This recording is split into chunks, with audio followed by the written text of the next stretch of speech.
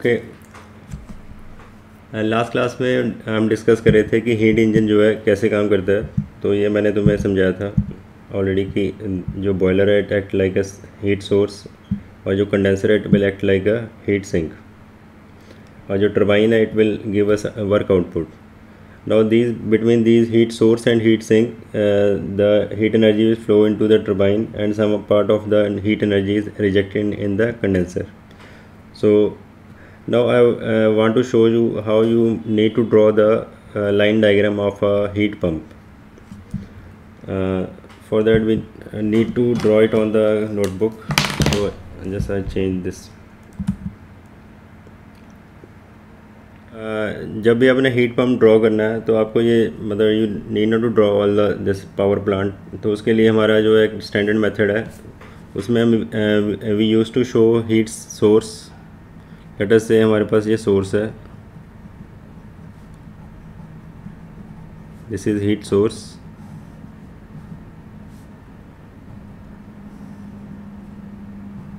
Eight temperature T1, then we have a heat engine and another we have a heat sink.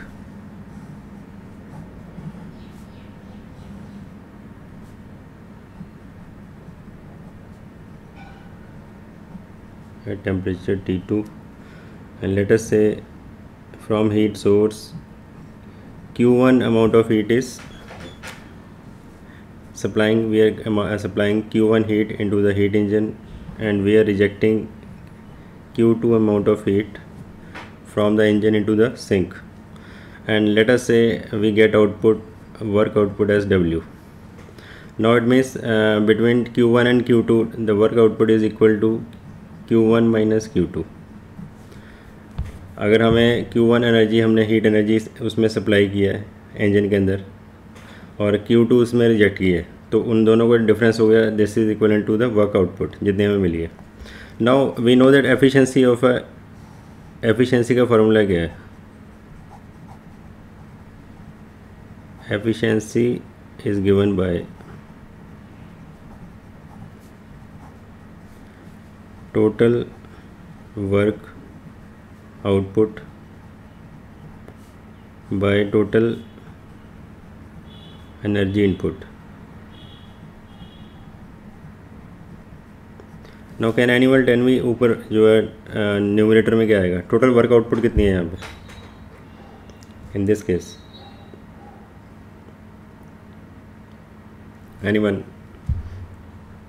If Q1 is an energy entering into the engine, work output is W, Q2 is rejecting heat, so what is the total work output? So work output is W, which we are getting through the engine.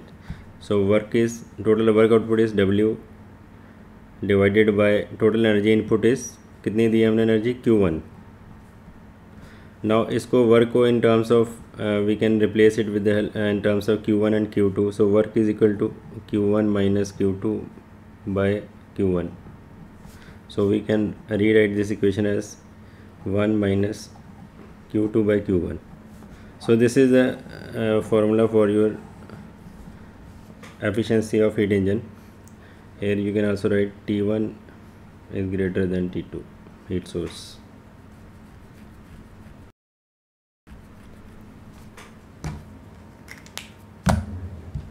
So I think आपको समझ आ गया होगा.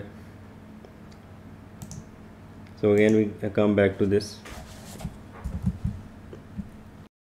Now second जो है, जो second device है that is known as refrigerator. अब रेफ्रिजरेटर आप सब ने देखा होगा घरों में, जो हमारे जो फ्रिज है इसको हम रेफ्रिजरेटर कह सकते हैं. Heat flows from high temperature region to low temperature region. The reverse process is not possible और it can not happen by itself. So to transfer heat from low temperature region to high temperature region, one require a special device which is called refrigerator. Now in front of you this is a you can say line diagram of a refrigerator. यहाँ पे जो main 4 components हैं, first is a compressor, ये लिखा हुआ है इस पर कंप्रेसर. सेकंड इज़ रेफ्रिजरेटर, या जो भी जहाँ पे हमने कूलिंग करनी है जिसको हम वो भी कह लेते हैं evaporator coil. Third one is a throttle valve जिसको हम कहते हैं expansion valve, and fourth one is a condenser. Condenser वहाँ पे भी आपने देखा है सेम वही है जहाँ पे हीट को हमने जो है रिजेक्ट करना है। सो ये कैसे काम करता है, यहाँ से व्हाट विल द थ्रोटल या expansion valve it release some amount of refrigerant, liquid refrigerant. अब जो लिक्विड रेफ्रिजरेंट है वो एक स्पेशल रेफ्रिजरेंट है which can boil at normal atmospheric pressure. So it will start boiling as soon as it enters into this region, low pressure region. So when it boils it absorb heat from the refrigerator space. So यहाँ से वो क्या करेगा, जो refrigerant है वो यहाँ से हीट एब्जॉर्ब करेगा और वेपर फॉर्म में कन्वर्ट होता जाएगा धीरे धीरे। सो हेयर फेज चेंज होगा यहाँ पे और हीट एब्जॉर्ब होगी यहाँ पे।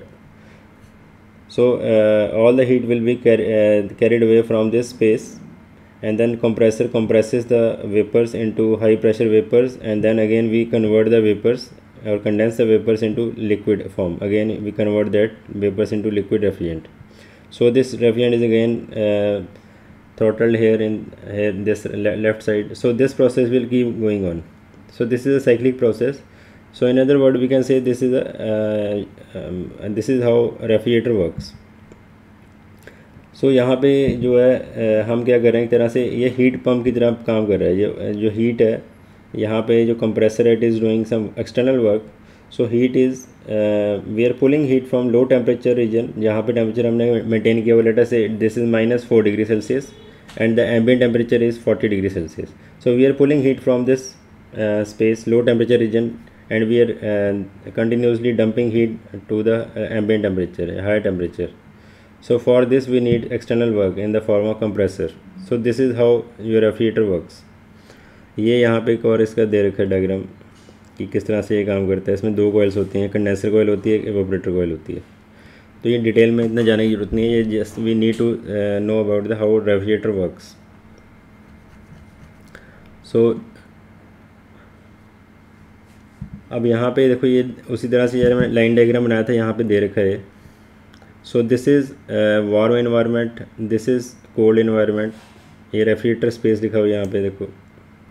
अब यहाँ से हमने टेम्परेचर को क्या है, हीट को यहाँ से निकालना है। So we are let us say we are pulling Q2 amount of heat from this low temperature region with the help of some external work which is doing inside the compressor, and this work in form of heat energy plus Q2 it becomes Q1.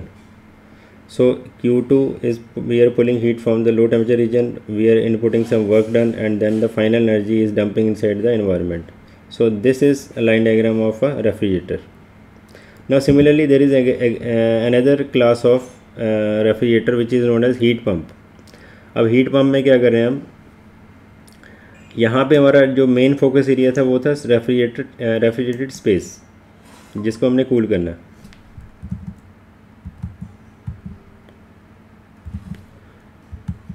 But इस तरफ जो है हमारा जो main focus area है वो है ये वाला जिसको हमने गर्म करना है। Let us say we are living in Canada या ऑस्ट्रेलिया जहाँ पे बहुत ठंड पड़ रही है। So we need to warm our house, so we need to pull it in heat into this room from the ambient temperature. तो यहाँ पे भी एक तरह से ये रेफ्रिजरेटर का ही काम हो रहा है, क्योंकि हम लो टेम्परेचर से हाई टेम्परेचर के अंदर हीट जो पुल कर रहे हैं यहाँ पे। बट यहाँ पे हम बजाय कि यहाँ रिएक्ट करने के भी हम यहाँ पे क्या करें, ऐड कर रहे हैं इसमें। Otherwise in terms of technically दोनों सेम है, लेकिन हमारा जो फोकस एरिया चेंज हो गया। पहले हमारा फोकस एरिया था रेफ्रिजरेटेड स्पेस, अब हमारा फोकस एरिया है वार्म हाउस, जहाँ पे जिसको हमने जो है वार्म या हीट करना है। So we are pulling heat from the ambient temperature which is below this our focus area, जिसका टेम्परेचर इससे कम है। तो उसके लिए फिर हमें एक्सटर्नल वर्क करना पड़ेगा। तो we are pulling heat Q2 from the ambient environment, we are doing some amount of work, and then we are adding heat Q1 equivalent to Q1 into this area, and in this way we manage to heat up the space. So this is your this is known as heat pump, and left side is known as heat refrigerator. So today you have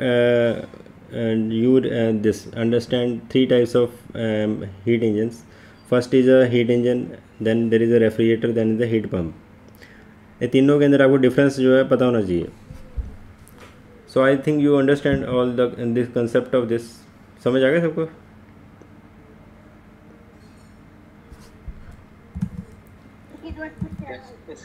हाँ कुछ पूछ रही है? No sir. Okay, fine. Let us move to the other slide. Now, from the first law of thermodynamics, for a cyclic process, we know that work is equal to QC, condenser में जितनी heat हमने reject की है, minus QR, जितनी हमने जो है R, मतलब व्हाट वाज R क्या था? C is a condenser heat in rejected in the condenser, R is a let us say source जहाँ से हमने हीट ली है. So Q is equal to Q1 minus Q2, मतलब वर्क डन जो हमारा हुआ है वो कितना हुआ? Q1, जितनी हीट यहाँ सिंक में हमने रिजेक्ट किया, माइनस Q2, इन दोनों का difference in case of refrigerator. तो रेफ्रिजरेटर के केस में हम जो है एफिशिएंसी नहीं निकालते, उसके केस में हम निकालते हैं COP. तो COP जो है उसका फार्मूला होता है heat removed from the refrigerator divided by total work done. Now we know that heat remove कितनी की हमने? Q2, जहाँ से जो हमारी जो रेफ्रिजरेटेड स्पेस है वहाँ से हमने कितनी हीट निकाली है? Q2. और वर्क हमने कितना किया है? W. लेकिन वर्क जो है it is also equal to Q1 minus Q2, यहाँ पे देखो Q1 minus Q2.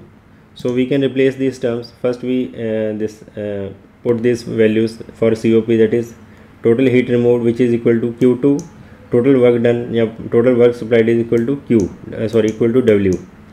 So Q2 by now W is equal to Q1 minus Q2. Replace this value for work done, so we get Q2 by Q1 minus Q2. So this is your you can say formula for the COP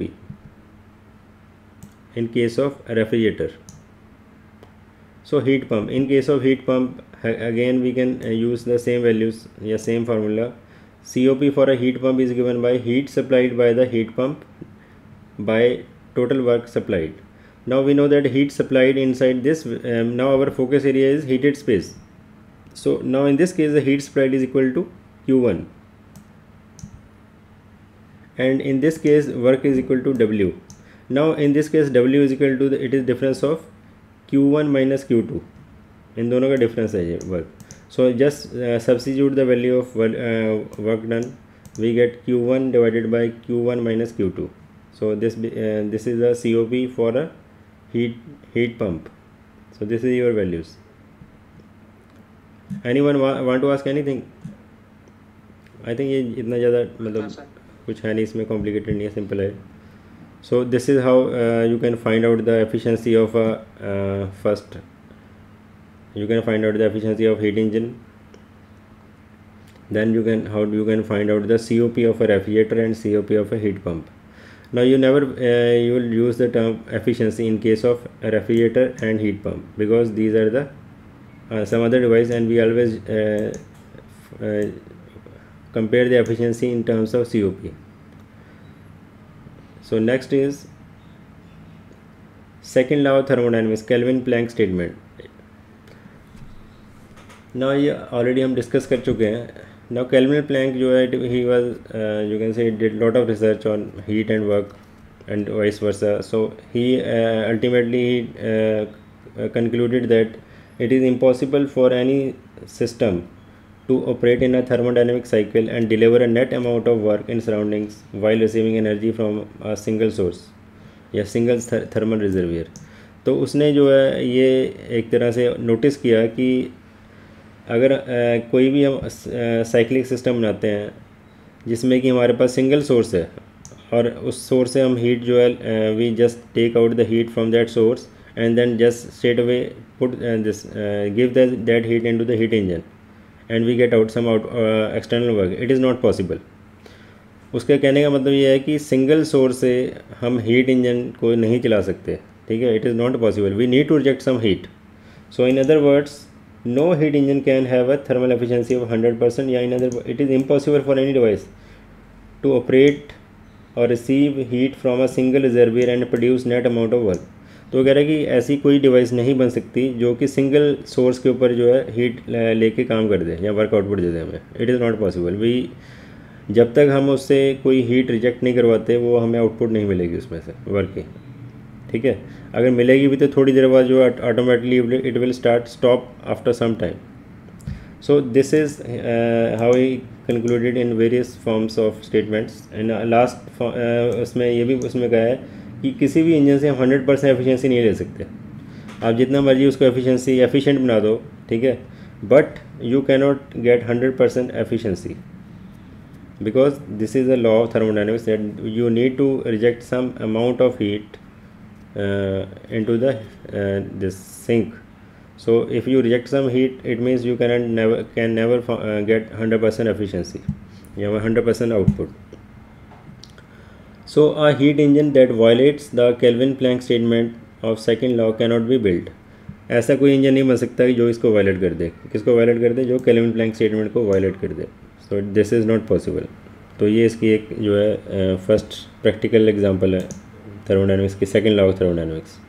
Now there is another statement which is given by Clausius, which is also known as Clausius statement. Now he also conducted a lot of experiments, and then ultimately he concluded that heat cannot by itself pass from colder to hotter body. अब Clausius statement सबसे simplest way में उसने बोला है कि heat energy जो है कभी भी हॉटर से या हॉट बॉडी से लो टेम्परेचर या लो टेम्परेचर बॉडी पे कभी ट्रांसफ़र नहीं हो सकती अपने आप without any external source. It cannot go from you can say lower higher temperature to lower temperature. It is not possible. So it is not. In another statement he also concluded that it is impossible for a self-acting machine working in a cyclic process unaided by an external agency to convert heat from a body at low temperature to a body at a higher temperature. अब इसमें जो है ये statement जो दी है ये आ गई इसके रिगार्डिंग आ गई दोनों के, हीट पंप के और हीट रेफ्रिजरेटर के. यानी कि heat refrigerator and heat pump दोनों के केस में वो कह रहा है कि हम ऐसा कोई भी हीट इंजन नहीं बना सकते सिस्टम जिसमें कि लो टेम्परेचर जो है बॉडी से हीट को पुल करके हम हाई टेम्परेचर बॉडी में इंजेक्ट कर दें. ऐसा कोई सिस्टम नहीं बन सकता. अब अगर हमें ऐसा सिस्टम बनाना है तो उसके लिए हमें some external work, we need to do some external work. हमें उसके लिए सम एक्सटर्नल वर्क करना पड़ेगा. So this is how it applies on refrigerator and heat pump. So another form of statement जो उसकी है वो है heat cannot flow from itself from a system at low temperature to a system at high temperature.